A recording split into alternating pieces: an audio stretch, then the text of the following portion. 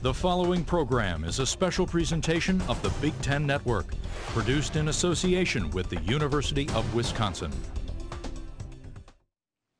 In the Midwest, we know a little something about the common cold. Sure, it's a nuisance, but for some people it can be debilitating or even deadly. We'll talk to one researcher whose discoveries are changing the way we think about this common malady. Next, during office hours.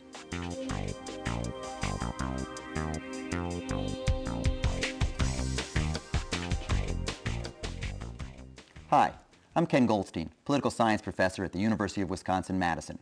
A group of researchers from across the country, spearheaded by scientists here at the University of Wisconsin-Madison, have painstakingly mapped the genetic structure of every known strain of the rhinovirus. The UW team was led by Dr. Ann Palmenberg, a member of the Biochemistry Department and the Institute for Molecular Virology, and she joins us today.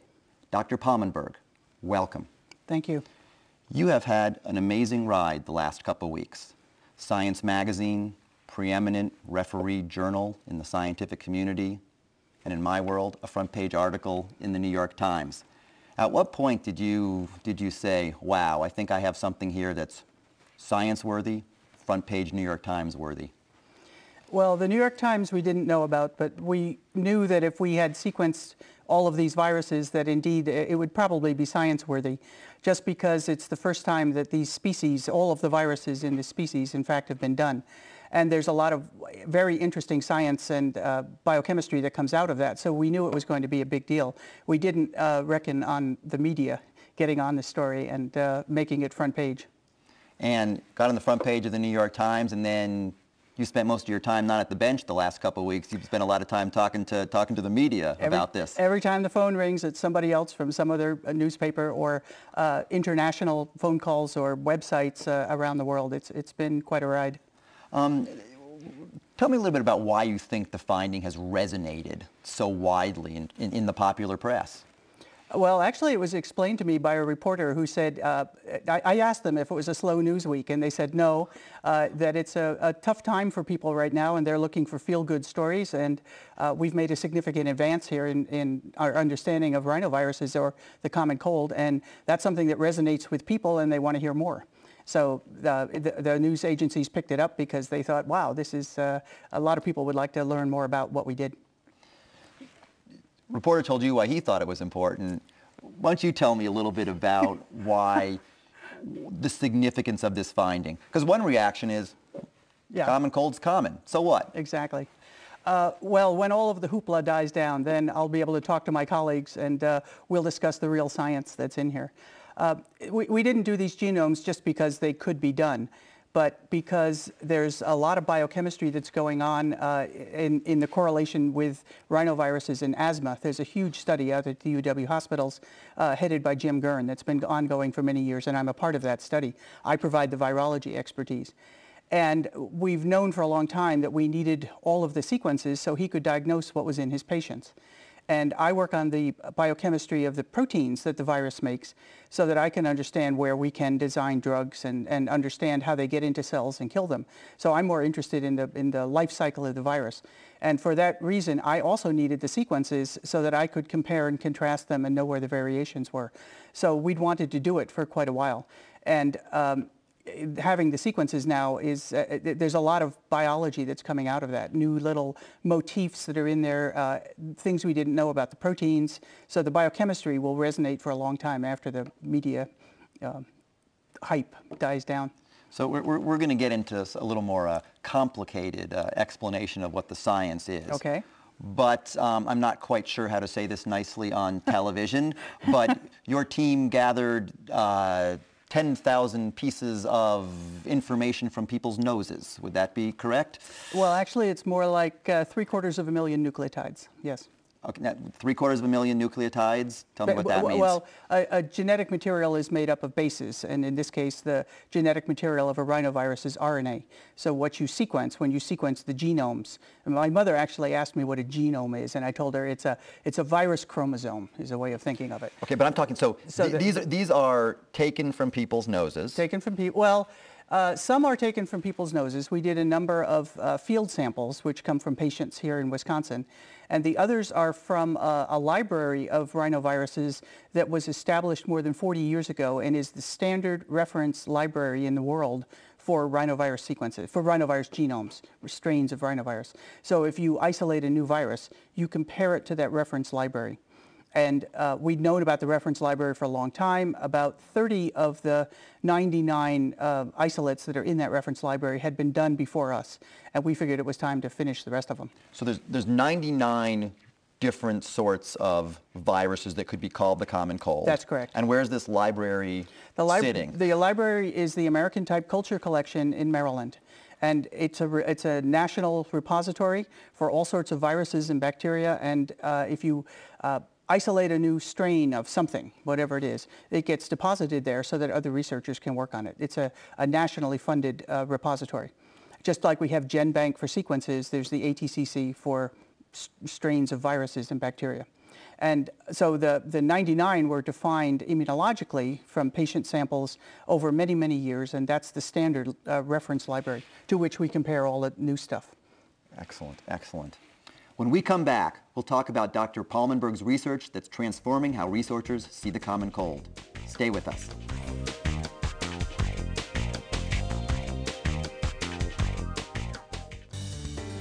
This program is a production of the University of Wisconsin-Madison. If you have comments about this broadcast, please email them to programming@uc.wisc.edu. Consider this. There's a public university that consistently ranks among the top in the number of Peace Corps volunteers and in the number of graduates serving as CEOs of Fortune 500 companies, whether they are leading corporations or changing the world. The next time you see people doing extraordinary things, they are probably Badgers. The University of Wisconsin-Madison. Forward thinking. We're back with Dr. Ann Palmenberg. Ann, we talked about the incredible media ride you've had. We talked about the source of the information you looked at, the incredibly significant finding that people had looked at some, but not all the viruses. You've looked at all 99 viruses. Let's get into a little more nitty-gritty about the research. Now, I have this sitting next to me. Take us through what I am looking at here. Well, what you're looking at here is a model that I use for teaching purposes with, if I go talk to undergraduates or high schools or even graduate students for what a virus actually looks like. And in fact, this is a scale model of what a rhinovirus would look like. Obviously much smaller when you get them in your nose, but that's what it looks like. So this is the outside of the particle here. It would be pure protein on the outside. We call it the wrapper, right, or virion structure. And this is what helps the genetic material get from you to the next victim. So you have to protect the nucleic acid, the virus does, in order to be able to spread. So there's a protein shell on the outside, and we've got color codes here, which mean different proteins. They have a very nice symmetry. And on the inside... Let me interrupt you a second. So these color codes along the side, this isn't sickness, this is just guarding this is the bad stuff that's inside. This is the wrapper on the outside that allows, when you sneeze on a doorway, for the nucleic acid, the genetic material on the inside to be protected long enough for someone to come and pick it up and perpetuate the cold. So I sneeze, right. It goes out there, I'm a good boy, I cover my mouth, I shake your hand, I put on a doorknob, and then someone else breathes this into their mouth. Breathes that into their mouth or into the nose or in through the eye. And this particle then has the color coding on here tells us how it interacts with cells which are susceptible to the virus. And this is the outside here that in fact would come in contact with the proper cells, and biochemically they will then interact. This goes into the cell itself and then uncoats. So you leave the wrapper basically on the outside, and the part which is important, of course, is the genetic material on the inside. So inside each one of these particles is a genome, or a chromosome is a way of thinking of it. And for rhinoviruses, these are made out of RNA, not DNA. We always think of genetic material as being DNA, but viruses do things with RNA, and it can be one strand of RNA or double-stranded. But this is a single strand of RNA, and this is actually the scale here. Each one of these beads here That's what it looks like. Leave the wrapper behind on the outside of the cell, and this is the genetic material that goes inside the cell. And this genetic material, as RNA, will find a ribosome and begin to make the virus proteins. So you only need to introduce this into a cell to start an infection. Okay. I sneeze, gets into my nose. Once in my nose, finds a cell, cells in my body, wrapper goes away. This stuff goes into my cell. And what your research did was to sequence that. Map all the little beads we have here. Map all the little beads. And exactly what the origin of each one of those beads is for 99 different viruses and how they differ with each other.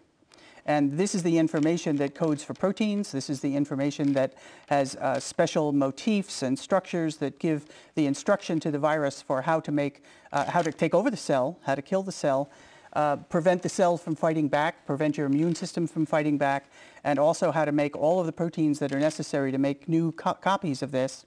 And some of these genes also code for the new wrappers. Okay. So when we hear map a genome, this is the stuff. That's the stuff you're mapping. Exactly.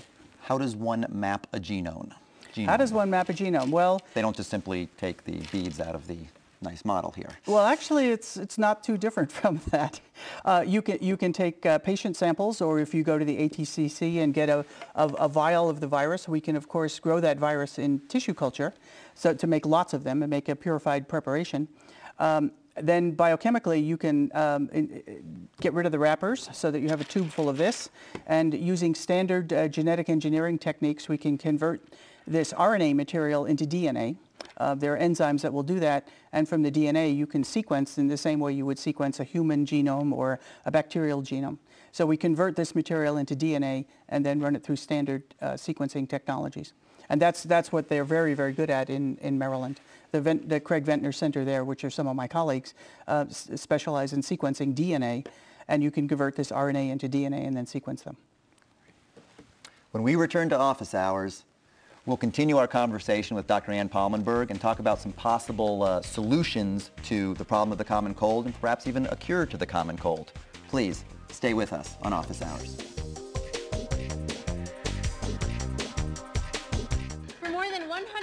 The University of Wisconsin has been inspired by the Wisconsin idea, which says the good work of the university extends to the boundaries of the state and beyond. So the UW works hard to help build Wisconsin's economy.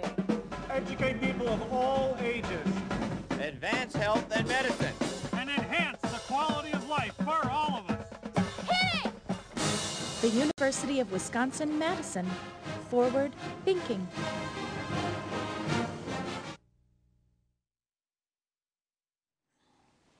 Welcome back to Office Hours with Dr. Ann Palmenberg. We're going to turn our attention now to some possible medical uses for this. You hear people talk about going from bench to bed. Now, your co-investigator on this project was quoted in the now famous New York Times article. And he says, Dr. Stephen Leggett, "We are now quite certain that we see the Achilles heel and that a very effective treatment for the common cold is at hand." Well, Steve and I have had that discussion on a number of occasions. I, as a biochemist, would disagree with him because I don't have a drug in my pocket right now that will go after these various proteins, which are common to all of these viruses, and take them out.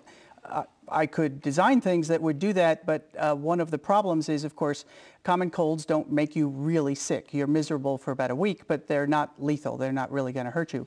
So we need to be very careful about safety. And you might want to go after the proteins that are in there, and I could design things to do that, but you don't want safety. Safety is a huge issue. And you wouldn't want to put something up your nose to get rid of your cold that might, in fact, be worse than the cold itself. So drug design is a problem. Okay, so we're going to go for a number of different points about why it may not be the cure for the common cold. But the first one, tell me if this is a fair assessment. Yeah, you might be able to kill these things once they get in my nose, but if you kill them, you might make me sick in some other way, and the simple health cost-benefit ratio of having a scratchy sore throat or a cough or a sneeze just isn't worth it to what you might do to me to kill these things. Exactly. And you can go after the scratchy throat in a way that doesn't necessarily go after the virus. So we can treat the symptoms at the moment. Okay. let's go into another reason, and forgive my political science background here. There's 99, but also I might get rhinovirus number 6 and rhinovirus number 22 in me, and what happens then? Well, one of the things that came out of this study, since we did all of the sequences, is that we discovered a number of those 99 actually had parents within other strains there. So some of them, in fact, are what we call recombinants, which means that somebody somewhere in history was infected with 2 at a time, and the progeny that came out of there were different from either parent, so you get recombination. So and that's a problem if you're trying to develop vaccines, for example. That's a problem if you're trying to develop vaccines, and that's also a pretty significant finding of your study. That may have gotten lost because the headline of all the newspapers is always cure for the common cold, but that finding sounds to me pretty significant. Well, among the things we've been able to do with these sequences is reconstruct the evolution of the common cold virus. So the whole history of these species is in fact written in the genetic material, and we can now read that from the sequences that we have. What would be the oldest specimen that you have in this library? Do we have nose stuff from 100 years ago, 50 years ago, 40 years ago? Well, rhinoviruses have been around for thousands of years. So, we know rhinoviruses have been around for 1,000 years, but what's our oldest sample of a rhinovirus? Oh, we have no way of knowing that. Basically, in evolution, you say, what's the extant taxa? In other words, what are we measuring today? But we have no way of knowing what the specific lineage of that is, or how closely that would be related to an ancestor of 100 years ago. But the fact that you're seeing common in the 99 that you've done suggests to you strongly that they came from a same parent, if you will. At one time, that's correct. Okay. That's correct. You know, another thing that I've read about why it might be difficult for there to be a cure for the common cold is the incentives of the drug companies. That very expensive to develop a drug. The drug companies weren't very successful with flu remedies, and the common cold's not that bad. Actually, I've worked over the years with a number of drug companies who are very interested in developing new drugs, and there are some out there that looked extremely promising. But the problem is when they went into clinical trials, the side effects from them or the interactions with other drugs people were taking were worse than the common cold.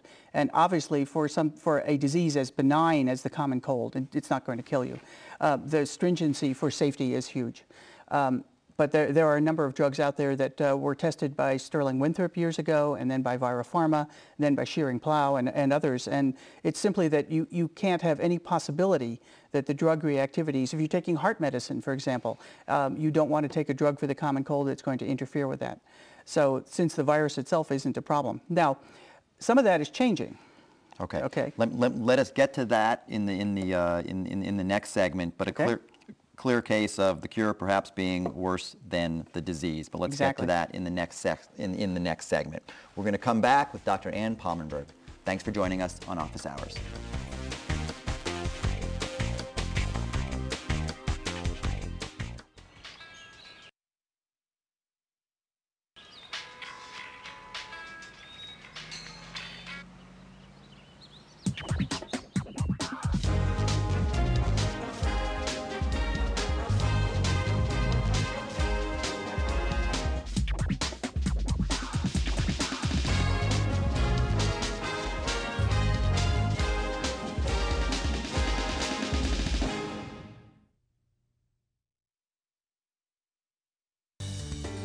This program is a production of the University of Wisconsin-Madison. If you have comments about this broadcast, please email them to programming@uc.wisc.edu. Today, we're discussing the common cold with Dr. Ann Palmenberg, a virologist who is part of a team that has completed groundbreaking research on the common cold. In the last segment, we were talking about that the cure might be worse than the disease for many of the rhinovirus that you've identified, what's been called the A and the B. Right. But there is a strand here, if that's the correct word, where the disease is a very, as you told me when we were off camera, bad disease, where your findings really could have some important implications for that. Talk to me a little bit more about that. Exactly. The canonical head cold rhinoviruses fall into two species, and those are the 99 that we sequenced. And until about 2 years ago, we thought that was the whole pile. And in fact, those are the only ones within that species. But as part of a surveillance program throughout the world looking for viruses that are causing pneumonia, and also here at the University of Wisconsin, we've discovered, my colleagues have discovered in a number of kids a new virus, which turns out also to be a rhinovirus, but it belongs to a new species that we call species C. And they are bad viruses in that you tend to find them associated deep in the lungs as opposed to head colds, and they tend to cause viral pneumonia. So in other words, a really bad disease. And yet genetically, they're quite related to the viruses that we've been working on here with the A's and B's. So another reason for doing all of these A's and B's and doing the genetic information for them was to use that as a springboard for going after those C's, which are much, much worse. And it's almost a flu-like symptom, and is very closely associated with bad asthma in children. So we can't grow those type C's in tissue culture yet, so they use a different receptor. They bind to the cell in a different way, is a way of thinking of that. And we don't know much about their biology, but from the sequences that we have of those compared to the sequences of these that we've just done, we're learning a huge amount about the molecular biology of the C's. Why can't we map those other ones? Is it we can't get a sample from the lung, whereas we can get a sample from the nose of? We have a number of samples of them. The problem is we don't have a tissue culture, a cell culture that grows in that we can grow those viruses in the laboratory. They attach to a different type of cell and use a different type of protein on the surface of the cell to attach. And we know that because having done the sequences we did, we know that the regions that these viruses use to attach to the cells are different in the type Cs. So we'll be able to extrapolate the information we collected from these A's and B's to learn more about those new and much more dangerous type Cs. So I don't want to say this too simply, but if we can figure out how to kill the A and B's, we might not want to do that because the cure could be worse than the disease. But if we figure out how to kill the A's and the B's, that might tell us how to kill these C's, which really are dangerous. Exactly. If you have a kid in a hospital with a bad asthma attack, which is converting into viral pneumonia, you want to be able to go after the virus. And we'll be able to do that, not at this moment in time, but from the genetic information that we collected from the A's and B's. We have less than a minute left, so I'm sorry to do it so quickly. What's the next step here? What's the next science article coming out of University of Wisconsin from this project? Well, I would argue the biochemistry of the proteins, but Steve Liggett would argue we're going to sequence a lot more of those type Cs, and we're going to get a tissue culture system for working on those. So one of those two directions, either the biochemistry of these proteins themselves and what are good targets, or what we can do with the type Cs. When you say the biochemistry of that, what do you mean? Well, in 30 seconds. In 30 seconds. Well, this encodes proteins, virus proteins, and some of these are proteases, which are enzymes that cleave other proteins, and they're what cause this virus to kill a cell. And I study the biochemistry of those enzymes, and that's, if I'm going to make a drug, that's where I'm going to go. Excellent. Anne, thank you so much for being with us. Thanks to you, our viewers, for joining us on Office Hours. Please join us next time on Office Hours.